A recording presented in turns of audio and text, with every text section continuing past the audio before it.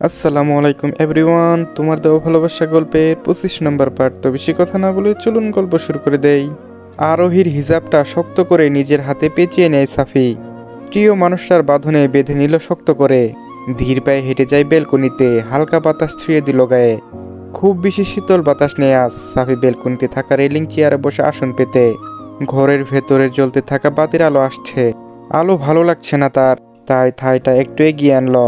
এবার আবছা আলো আসছে, কানে ইয়ারফোন ব্লুটুথ দিয়ে চোখ বন্ধ করে রেলিংয়ে চেয়ারে হেলান দিয়ে বসে গান শুনতে লাগলো সাফি। চোখের পাপড়ি একটু করে কাঁপছে। আনমনে অনেক হিসাব কষে রাখলো সে। আফসুস, কমার্সের তুখোর ছাত্র হয়ে নিজের জীবনে হিসেব মিলাতে পারছে না সে। না মিলাতে পারা অঙ্কের খাতায় সেভাবে পড়ে রইল। বাড়ির বড় ছেলে, বাড়ির সুপুত্র হতে গিয়ে নিজের সব তো হারিয়ে ফেলল। পেয়েছে এই সমাজের সুনাম, সম্মান, নাম ডাক, বাবার গর্ভ। তবে এত কিছু এই মুহূর্তে তার একাকিত্ব কেন দূর করতে পারছে না? মনের শূন্যতা কেন পূর্ণ করতে পারছে না? নিজের শূন্যতা পূরণ করতে সবার চোখে দোষী হলে কোনো অপরাধ হবে? নিজের সাথে ভীষণভাবে অন্যায় করছে সে। তার মন, তার অনুভূতি তাকে কি কখনো ক্ষমা করবে? তাদেরও শান্তি প্রয়োজন, তাদেরও অধিকার রয়েছে। সে পুরো সমাজ, পরিবার সবার দৃষ্টিতে সফল হলেও নিজের দৃষ্টিতে ভয়ানক ব্যর্থ এক মানুষ। তবে এ সমাজ, পরিবার তাকে অপরাধী বলুক, দোষী বলুক, দীর্ঘ 28 বছরে তার কষ্ট, তার ত্যাগ স্বীকার করে গড়া এই কেরিয়ার ধুলোয় মিশে যাক, তবু এ মন আর কে ঠেকাবে না। যদি তার প্রিয়সিনী হারাতে হয়, তাহলে তার মনকে আবার ঠকাতে হবে। এত ক্লান্তি, এত কষ্ট আর নিতে পারবে না সে। সবার ক্ষেত্রে সবটা সহজ হলেও বাস্তবতা কেন এত নিষ্ঠুর হয় তার সাথে? তাকে কেন সহজে সব কিছু দেয় না? তবে এ মন আবারও আঘাত পাওয়ার আগে হৃদয়ের কম্পন থেমে যাক, শ্বাস আটকে যাক তার। সাফি নিজের ভাবনার মাঝে ধীর কণ্ঠে সুর দিয়ে গেয়ে উঠল সাফি। ওরে ইচ্ছে করে বুকের ভেতর লুকিয়ে রাখি তোরে, যেন না পারে সে যেতে আমায় কোনোদিনও ছেড়ে। আমি এই জগতে তারে ছাড়া থাকবো না গো, থাকবো না। খানবাড়ির সকলে একসাথে রাতের খাবার শেষ করে যে যার ঘরে প্রবেশ করেছে। রায়হান খান আর রবিউল খানের মাঝে সানির অসুস্থতার খোঁজ নিলেন। তারা জানে শিকদার বাড়ির সদস্যরা এসেছিল, কিন্তু এ প্রসঙ্গে কথা বললেন না। এই বিষয়ে কথা বলার তাদের কোনো আগ্রহ নেই। তাই বিষয়টি নিয়ে তারা চুপ থাকলেন, কিন্তু সানিকে জানিয়ে দিলেন কাল থেকে অফিসে যেতে হবে। সানিও বাধ্য ছেলের মতো তাদের কথা মেনে নিয়ে সম্মতি জানালেন। অফিসে যাওয়ার আগে কিছু কাজ বুঝে নেওয়া প্রয়োজন, কারণ সকালে গিয়ে তাকে সামলাতে হবে, আর বিকালে সামলাবে সাফি। সকালে সাফি ভার্সিটিতে চলে যাবে, তাই তার কাছে সহযোগিতা পাবে না। বিদায় রাতে সাফির কাছে এলো সানি। দুইজনে মিলে অফিসের কিছু কাজ দেখে নিল। সাফি সুন্দর করে বুঝিয়ে দিল সবটা। সানি খুব সহজে বুঝে নিল। সানি অনেকক্ষণ যাবৎ খেয়াল করছে সাফির মনটাকে একটু ভারী, যদিও সে বুঝতে দিচ্ছে না। কিন্তু সাফির সঙ্গে তার খুবই ভালো বোঝাপড়া থাকায় বিষয়টি তার বুঝতে কষ্ট হলো না। কাজ শেষে সোফায় আরাম করে হেলান দিয়ে বসে আর মোড়া দিল সানি। সানি আর মোড়া দিতে দিতে বলে, একদিন শুয়ে থেকে পুরো গা ব্যথা হয়ে গিয়েছিল আমার। সাফি ল্যাপটপ বন্ধ করতে করতে বলে, অসুস্থ ছিলি, এই রেস্টের দরকার ছিল। কাল থেকেই তো শুরু হবে আবার, 2 দিন রেস্ট নিয়ে কাজ শুরু করলেই তো হয়। না না, তার প্রয়োজন নেই। এইভাবে থাকলে আমি বরং অসুস্থ হয়ে যাব। সানি সাফির দিকে তার মোটা যুগল বাঁকিয়ে জিজ্ঞাসা দৃষ্টিতে তাকিয়ে বলে, তোমার কিছু হয়েছে সাফি ভাই? সাফি স্বাভাবিকভাবে জবাব দেয়, কই কিছু না তো। সানি সন্দেহের দৃষ্টিতে তাকিয়ে রইল সাফির দিকে। সাফি সানির দৃষ্টি দেখে বুঝতে পারছে না, জেনে ছাড়বে না। আর সানির এই স্বভাবের জন্য চাইলেও কিছু লুকাতে পারে না সে। সাফি দীর্ঘশ্বাস ফেলে বলে, তেমন কিছু নয়, মাঝে মাঝে হাঁপিয়ে উঠি জানিস। এই বাধার জীবনে খুব ক্লান্ত হয়ে পড়ি। মাঝে মাঝে মনে হয় সব ভুলে যাই। এই সমাজ, এই পরিবারের দায়িত্ব মনে হয় একটু নিজেকে নিয়ে ভাবি, নিজের চাও পূরণ করি। পরক্ষণেই মনে হয় সবাইকে কষ্ট দিয়ে এই দায়িত্ব থেকে পালিয়ে সুখী হতে পারবো আমি? নিজের সামনে নিজে দাঁড়াতে পারবো তো? এই 28 বছরে আমি একটা বিষয় লক্ষ্য করছি কি জানিস, যেই সব মানুষ শুধু নিজের চিন্তা করে দিন শেষে তারাই সুখী। আর যারা সবাইকে নিয়ে সুখী হতে চায় তাদের নিজের চাওয়া বিসর্জন দিতে হয়। হাঁপিয়ে উঠি রে, মাঝে মাঝে নিজের মতো বাঁচতে ইচ্ছে করে, কিন্তু পারি না স্বার্থপর হতে।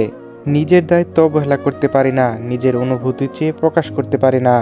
জানিস তো, 20 বছর বয়সে বড় একটা ধাক্কা খেয়েছি আমি। প্রথম বাবার অবাধ্য হয়েছিলাম, কষ্ট দিয়েছি, তার শাস্তিও আমি পেয়েছি। নতুন করে আবারও রঙিন স্বপ্ন দেখতে শুরু করলাম। আমি অনেক ভয় পেয়ে গিয়েছিলাম, নিজেকে অনেক আটকানোর চেষ্টা করেছি, নিজের মনকে অনেক বোঝানোর চেষ্টা করেছি, কিন্তু মনের সাথে আর কি জোর করা যায়? আমি হেরে গিয়েছি। ভেবেছি সবটা গোছাবো নিজের হাতে, কিন্তু ভয় লাগে গোছানোর আগে যদি সব এলোমেলো হয়ে যায়, হারিয়ে যাই। দ্বিতীয়বার আমি একই আঘাত পেলে আমি মরে যাব সানি, কারণ ও আমার সাদা কালো জীবনে রঙিন রং হয়ে আমার জীবনে আগমন ঘটিয়েছে। আমার সানি আরোহীকে চাই। আমি জানি না এমনটা কেন হচ্ছে, এটা পুরো বাচ্চামো, আমার এর সাথে স্বভাব একদমই যায় না। আমি এখানে ভীষণভাবে উবুঝ হয়ে যাই। আমি চাই মানে চাই, সেটা আজ হোক কিংবা 1 মাস পর, 1 বছর কিংবা 100 বছর পর, আমার আরোহীকে চাই। এই খানবাড়ির যোগ্য বউ হয়ে গড়ে তুলবো আমি, কিন্তু আমাকে তো সময় দিতে হবে। আমার ভয় হয় যদি এর আগে অন্য কাউকে চেয়ে বসে, আমি মেনে নিতে পারবো না। আমার মনে হলে দম আটকে আসে, আমার শ্বাস নিতে ভীষণ কষ্ট হয়। পুরো কথা এক শ্বাসে শেষ করলো সোফা হেলান দিয়ে সাফি। চোখের কিনারায় বেয়ে এক ফোঁটা পানি গড়িয়ে পড়ে। সানি অবাক হলো, অবিশ্বাস দৃষ্টিতে তাকিয়ে রইল। কত বছর পর সাফির চোখে অশ্রু দেখল সে। সাফির মতো শক্ত মানুষও মাঝে মাঝে হাঁপিয়ে ওঠে। প্রিয় মানুষটাকে হারানোর ভয় একটা শক্ত মনে পুরুষ মানুষকে কাঁদিয়ে দেয়। অথচ এই মানুষটা তাকে সবসময় বোঝায়, সাহস দেয়, অনুপ্রেরণা দেয়। সানি সাফির মাথায় হাত রাখে, আলতোভাবে হাত বুলিয়ে দিয়ে বলতে থাকে, তুমি ভয় কেন পাচ্ছ? আরোহী তো হারিয়ে যায়নি, অন্য কারোরও হয়ে যায়নি, তাহলে ভয় কেন পাচ্ছ আজ? আর অন্য কারো হবে না। আজ হোক, 1 মাস পর হোক, 1 বছর পর হোক, কিংবা 100 বছর পরে হোক, আরোহী তোমার বউই হবে। সাফি অসহায় দৃষ্টিতে ঘুরে তাকালো সানির দিকে, ভয়ার্ত কণ্ঠে বলে, যদিও না চাইতো? সানি বলে, কেন চাইবে না?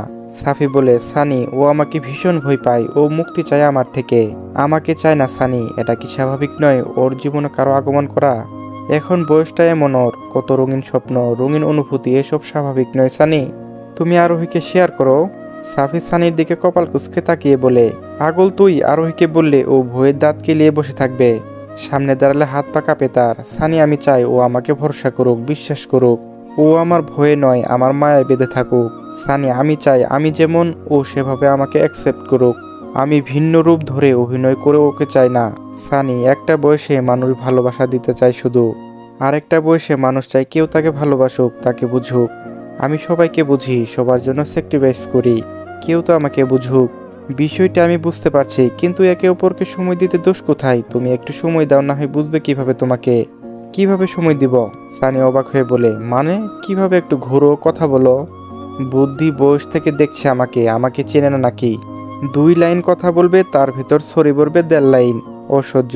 এত বছর আমাকে ফেসবুক থেকে ব্লক করে রেখেছিল ভয়ে। কি বলবি তাহলে বল?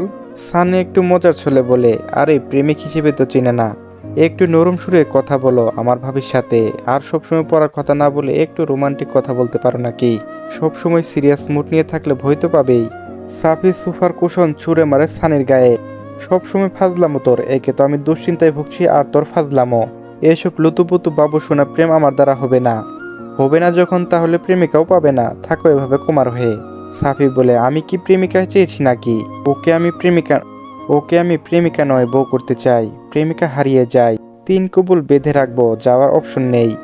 এইসব প্রেম আমার পছন্দ নয়, একবার ভুল করেছে আর নয়। আর আমি প্রেমিক নয়, আমি স্বামী, বিয়ে করব, বিয়ে, বউ চাই আমার।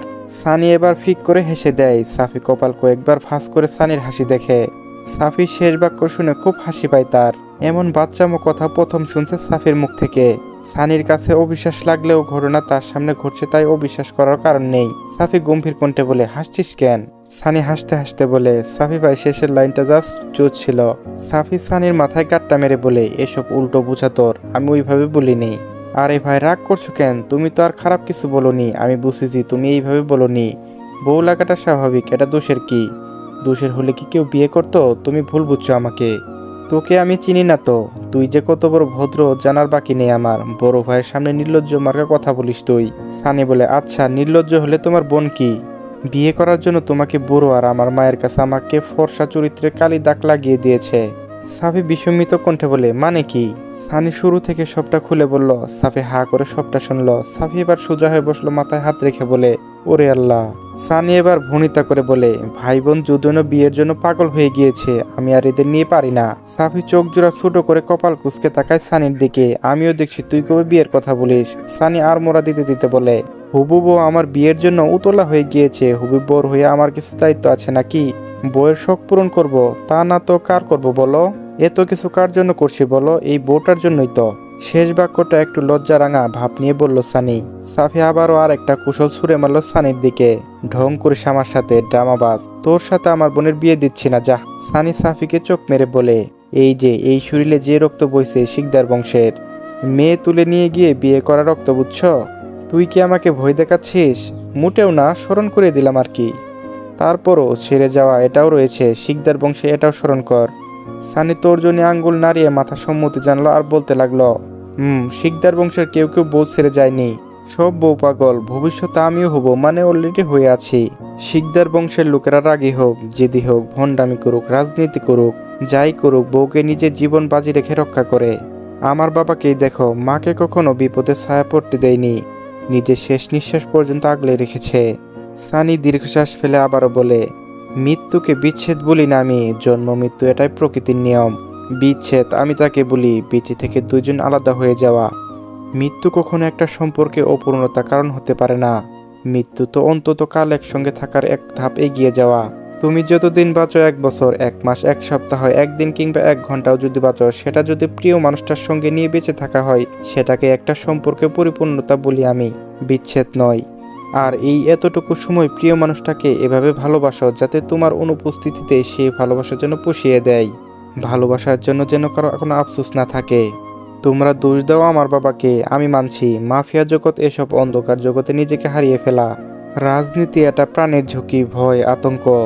কিন্তু তুমি মাকে জিজ্ঞেস করে দেখো, তুমি হাজারো জনম জীবন সঙ্গী হিসেবে কাকে চাও? আমার মা কি বলবে জানো? তাকে তুলে নিয়ে যাওয়ার মাফিয়া কিং সাগর মাইন শিকদারকেই চাই। তাও কোনো কিছু না ভেবে জবাব দিবে, ভালোবাসা এমনই হওয়া উচিত। তোমার ভালোবাসা যে তোমাকে ঘৃণা করবে, সে তোমাকে ভালোবাসতে বাধ্য করবে।